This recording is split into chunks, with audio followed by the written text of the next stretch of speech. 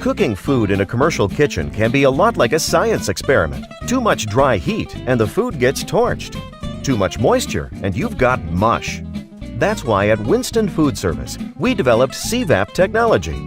C-Vap, which stands for Controlled Vapor, makes it possible to easily produce food at the perfect temperature and texture.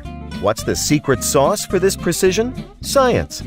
Let's start with the basics. Food is mostly water, yet no other cooking or holding technology controls water content the way C-Vap does. How does it work? Simple.